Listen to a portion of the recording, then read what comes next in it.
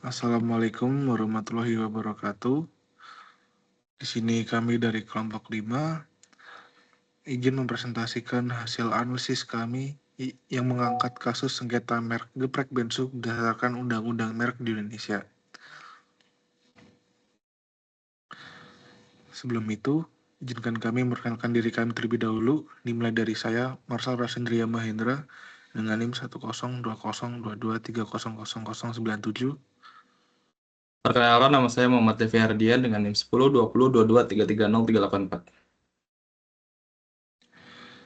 Kasus sengketa merek antara geprek bensu yang dimiliki oleh Ruben Onsu dan ayam geprek bensu mengangkat permasalahan yang berkaitan dengan hak kekayaan intelektual atau HKI khususnya mengenai perlindungan terhadap merek dagang yang terdaftar.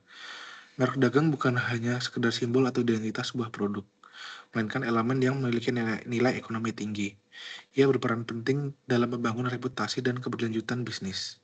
Kasus sengketa merek yang terjadi antara geprek bensu dan ayam geprek bensu ini memunculkan pertanyaan mengenai seberapa jauh perlindungan hukum yang dapat diberikan terhadap merek dagang di Indonesia.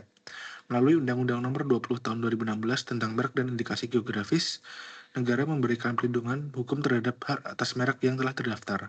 Namun, dalam kasus ini, meskipun Ruben Onsu merasa dirugikan akibat kemiripan merek dan logo, hasil keputusan hukum menunjukkan bahwa pihak yang lebih dahulu mendaftarkan merek berhak untuk menggunakannya. Selanjutnya, di sini rumusan masalah yang kami simpulkan yaitu yang pertama adalah bagaimana prosedur yang dilakukan dalam pendaftaran merek dagang geprek bensu. Yang kedua, apa saja perlindungan hukum yang diberikan terhadap merek dagang. Yang ketiga, bagaimana proses hukum dalam menyelesaikan sengketa merek dagang ini.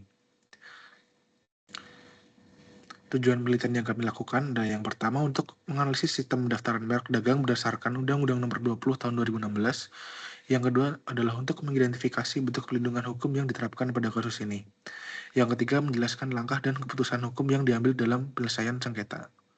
Selanjutnya, jadi penelitian ini menggunakan pendekatan kualitatif deskriptif untuk menganalisis kasus sengketa merek geprek bensu. Jadi berdasarkan Undang-Undang Nomor 20 Tahun 2016, pendekatan kualitatif deskriptif bertujuan untuk memberikan gambaran rinci dan mendalam tentang masalah hukum yang terlibat dalam sengketa tersebut. Objek studi kasus dalam laporan ini adalah sengketa merek dagang geprek bensu yang menjadi perhatian luas dalam bidang hukum kekayaan intelektual di Indonesia. Sengketa ini melibatkan Ruben Onsu, seorang artis dan pengusaha kuliner yang mengklaim hak atas merek geprek bensu. Metode pengumpulan data yang digunakan dalam penelitian ini adalah metode studi pustaka atau literatur review yang berfokus pada pengumpulan data sekunder dari berbagai sumber yang relevan. Selanjutnya, Selanjutnya kita masuk ke hasil penelitian, di mana di sini terdapat 3 poin penting yang dapat kami ambil, yaitu dari hasil penelitian kami. Yaitu yang pertama ada pendaftaran merek dagang bensin di Indonesia, di mana Indonesia, negara kita, menganut prinsip first to file yang mengartikan bahwasanya merek dagang yang mendaftarkan dirinya terlebih dahulu dapat berhak mendapatkan hak perlindungan dan hak eksklusif. Yang dimana oleh karenanya salah satu merek akan terhapus atau tidak diuntungkan ketika mereka melakukan sengketa antara kedua belah pihak, yang dimana jika kompetitornya telah mendaftarkan dirinya terlebih dahulu, salah satu dari merek tersebut harus dihapuskan. Dalam hal ini kasusnya adalah ayam geprek bensu yang berhasil mendaftarkan merek lebih dahulu daripada geprek bensu milik Ruben Onsu, yang dimana geprek bensu dari Ruben Onsu harus mundur.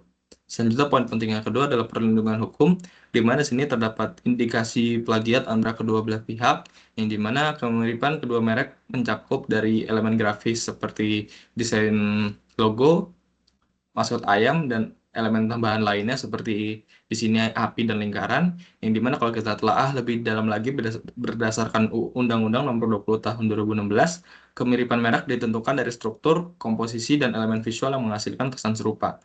Dan kasus ini juga menyoroti bahwasannya pendaftaran merek secara formal itu sangat penting untuk bukan hanya untuk melindungi hak dagang, tapi agar agar dapat membangun fondasi yang kuat agar usaha merek dagang bisa kedepannya bisa berjalan secara baik. Selanjutnya, poin ketiga, keputusan pengadilan, di mana di sini terdapat dua Di sini Mahkamah Agung memutuskan dua hal, yaitu yang pertama menolak permohonan kasasi dari Ruben Samuel Onsu, pemilik dari Geprek Bensu, dan yang kedua menghukum permohonan kasasi yang dimana di sini adalah Geprek Bensu miliknya Ruben Samuel Onsu untuk membayar biaya perkara di tingkat kasasi sebesar 5 juta rupiah. Selanjutnya kita masuk ke pembahasan. Di sini terdapat 3 pembahasan yang dapat kami ambil, yaitu yang pertama dari prinsip first to file itu sendiri, yaitu itu adalah prinsip di mana merek yang terdaftar lebih dulu mendapatkan perlindungan hukum ataupun hak eksklusif. Yang di mana di sini juga menyoroti bahwasannya pendaftaran dokumentasi secara resmi itu sangat penting dibandingkan dengan popularitas merek yang mereka punya. Jadi di sini ditunjukkan bahwasannya popularitas merek akan terkalahkan jika kita membahas mengenai prinsip first to file ini, yang dimana di sini mementingkan dokumentasi resmi dibandingkan popularitas.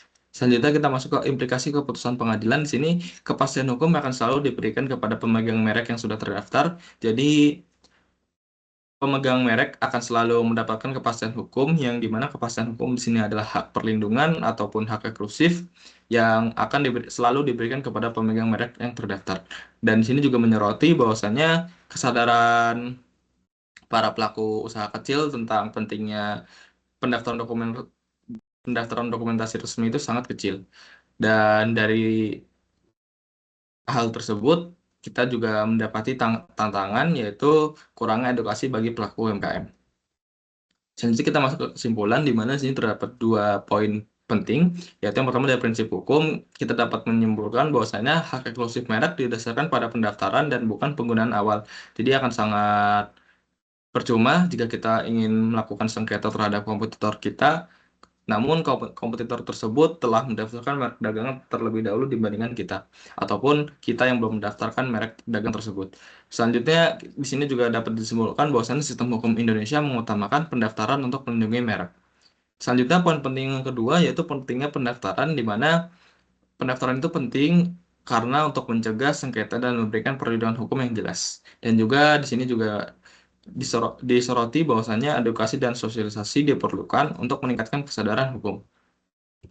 Masuk ke bagian saran, di sini terdapat 3 saran yang dapat kami berikan, yaitu yang pertama kita bisa mengedukasi dan sosialisasi yang melibatkan pihak terkait seperti DJKI dan asosiasi bisnis, agar pelaku usaha dapat memahami pentingnya pendaftaran merek. Jadi di sini diperlukan sosialisasi yang lebih agar pelaku usaha dapat tergerakkan usahanya dalam mendaftarkan merek mereka. Di sini kita bisa memanfaatkan teknologi secara penuh dengan penggunaan media sosial seperti X, Instagram, TikTok, dan lain sebagainya agar dapat memberikan kesan baik dan kesan mendukung bagi masyarakat. Selanjutnya kita bisa memberikan insentif bagi UMKM untuk mendaftarkan merek. Dan yang ketiga, kita dapat melakukan penelitian lanjutan dengan studi perbandingan sistem hukum merek di negara lain, serta dapat melakukan analisis dampak pendaftaran merek terhadap pertumbuhan UMKM. Mungkin sekian presentasi yang dapat kami berikan. Kurang lebihnya mohon maaf apabila ada kesalahan kata yang disengaja ataupun tidak disengaja oleh kami. Kami mengucapkan terima kasih banyak. Akhir kata, wassalamualaikum warahmatullahi wabarakatuh.